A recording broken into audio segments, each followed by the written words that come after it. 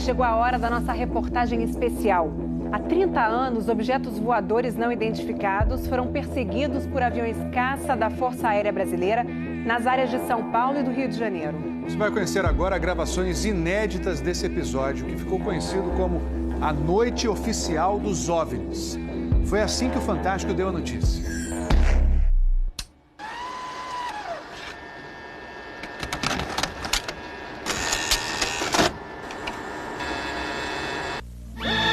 Esta semana, altas autoridades militares do Brasil admitiram publicamente pela primeira vez ter visto objetos voadores não identificados, os OVNIs. O próprio ministro da Aeronáutica, Brigadeiro Moreira Lima, deu a entrevista para informar que pilotos das bases de Santa Cruz, no Rio de Janeiro, e de Anápolis, em Goiás, chegaram até a perseguir e a ser perseguidos pelos objetos voadores não identificados na região de São José dos Campos, sobre o Vale do Paraíba, e trechos do estado do Rio de Janeiro. Eram 21 OVNIs, segundo os militares, que ficaram mais de 3 horas sobrevoando o território brasileiro na noite de segunda e madrugada de terça-feira.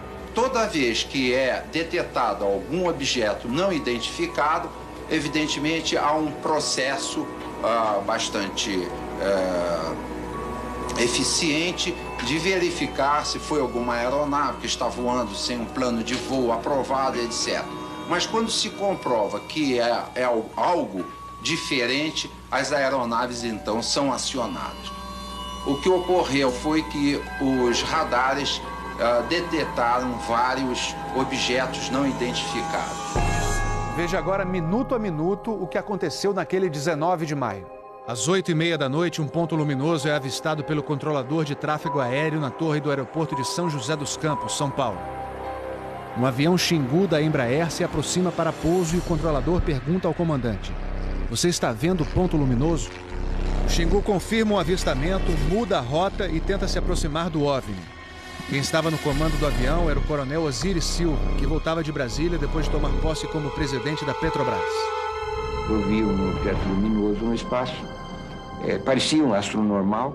Eu voei na direção dele e após 5, 6 minutos de voo, fiquei com a impressão de que ele começou a esmaecer, a perder a intensidade e o brilho. 9h14 da noite. O controle de radar de São Paulo registra sinais sem identificação. 9h20. O controle aéreo em Brasília confirma a presença de objetos voadores não identificados. 10h23. O primeiro jato F-5 decola da base aérea de Santa Cruz, no Rio de Janeiro. Ele carrega armamento de guerra pronto para ser acionado. 10h45. O radar da base aérea de Anápolis, em Goiás, detecta sinais no radar. Um Mirage também armado decola em busca dos OVNIs. 11h15 da noite. O piloto do primeiro F-5 a entrar em ação avista um ponto luminoso e começa a perseguir o objeto voador não identificado. Nosso objetivo justamente era esse, se aproximar e identificar. Nós não conseguimos nem nos aproximar, muito menos identificar. 11h17. Mais um Mirage decola da base de Anápolis para perseguir os objetos. 11h20. O caça F-5 recebe pela primeira vez um sinal no radar de bordo confirmando a presença do objeto não identificado à sua frente. 11h36. O terceiro Mirage sai da base de Anápolis, mas não consegue contato visual com os OVNIs. Naquela noite, 5 jatos da Força Aérea foram acionados e retornaram sem conseguir se aproximar dos objetos. Os radares do Sindacta em Brasília registraram um total de 21 sinais desconhecidos no céu do Brasil. O grande personagem dessa história foi o controlador de voo que estava na torre de São José dos Campos. O sargento Sérgio Mota da Silva, que aparece nessa foto tirada na torre de São José poucos dias depois do incidente, foi quem deu o primeiro alerta sobre OVNIs. 30 anos depois, Sérgio, que hoje é controlador de voo civil, deu a primeira entrevista para uma TV. Ele preferiu não mostrar o rosto. Tem alguma coisa aqui no setor noreste de São José?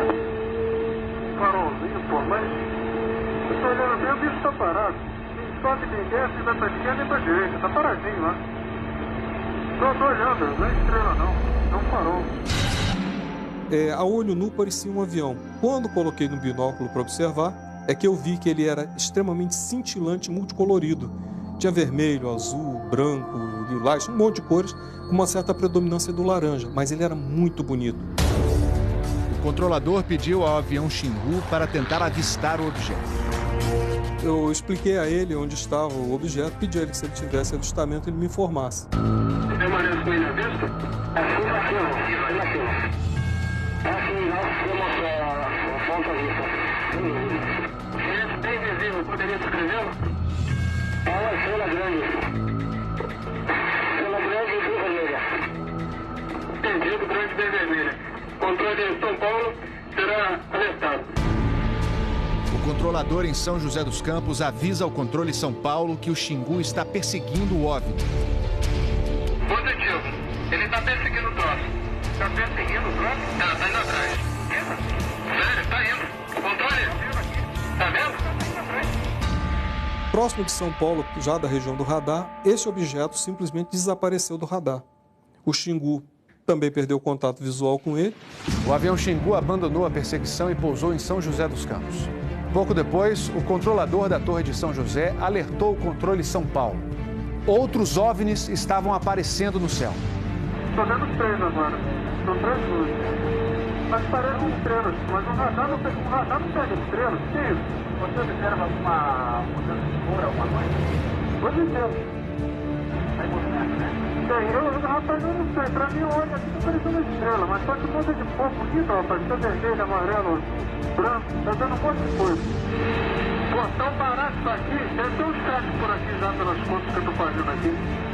Ainda bem que vocês estão vendo também. Senão eu ia pensar que eu tô ficando doido. Porra, rapaz. Tô arrepiado, meu irmão. Só 2 pontos brancos afastados mais baixos. Estão entrando no alinhamento da pista. Além da cidade. Tem 2 altos aqui no alinhamento da pista e tem mais uns 2 ou 3 embaixo, do outro baixo agora. Continuam se movimentando. Coisa linda, meu irmão. Pô, tá ficando bom esse negócio, viu? Tá ficando bom. O controlador Sérgio Mota da Silva faz uma revelação surpreendente. Ele tentou fazer contato com os OVNIs usando as luzes de balizamento da pista de pouso. Se eu aumentava o brilho do balizamento das luzes do balizamento, aliás, eles se afastavam. E se eu diminuía a intensidade das luzes do balizamento, eles se aproximavam. Pareciam responder de modo inteligente aos sinais que eu fazia com as luzes da pista de pouso e decolagem. O controlador Sérgio fala com o controle aéreo em Brasília. Fala, Brasília. Brasília? Boa noite, bem-vindo ao Festival dos Discos Voadores. É uma loucura isso aqui, cara. Pô, os que eu pude ver mudavam de cor o tempo todo. Vermelho, amarelo, azul, lilás, aquele festival de cores. As ocorrências terminaram já perto do nascer do dia, lá pelas 4 e pouco, 5 horas da manhã. Os últimos objetos foram vistos.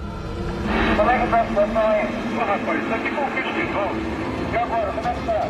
Agora eu não cheguei a ver mais não. Você não informa nada, não? Positivo.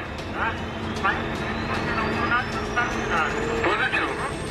O Fantástico também teve acesso às gravações das conversas entre os pilotos e a defesa aérea. Um desses pilotos era o capitão Armindo de Souza Viriato. Veja agora como foi que ele perseguiu um OVNI com armamento pronto para ser usado.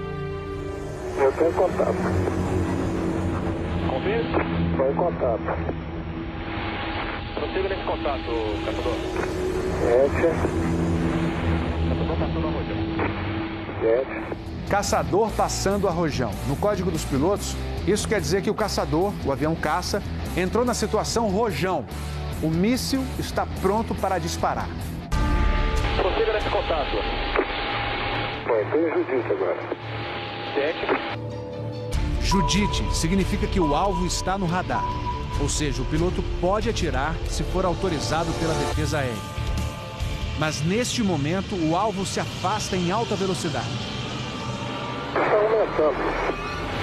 Aumentando a distância, confirma. Afirmativo. A distância está aumentando de novo aqui. 7. Passando rápido. Comportamento muito estranho, ok? O capitão Viriato falou sobre a incrível velocidade dos OVNIs numa entrevista ao Fantástico. Essa aceleração, o radar de Brasília chegou a pegar na época de defesa aérea, deu aproximadamente Mach 15.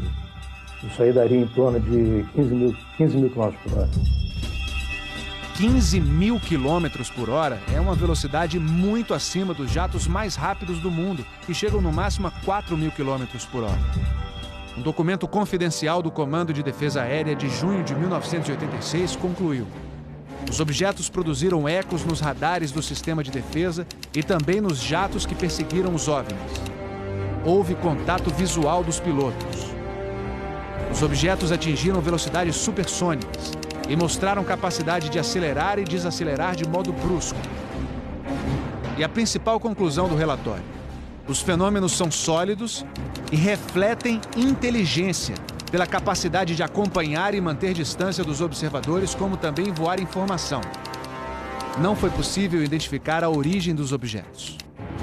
Foram esses dois ufólogos, pesquisadores de OVNIs, que conseguiram no Arquivo Nacional em Brasília a liberação gratuita dessas gravações. O fenômeno OVNI é real, existe, e o governo sabe disso, as Forças Armadas sabem disso. Essa documentação sendo exposta para o público permite que as pessoas entendam que isso não é brincadeira. Não tem como a gente falar que seriam naves extraterrestres, né? Eram objetos voadores não identificados. Não podemos dar qual a procedência deles, qual a origem. É alguma coisa inexplicável do nosso ponto de vista tecnológico à época e mesmo ainda hoje. Brasília? Boa noite, bem-vindo ao Festival dos Discos Voadores.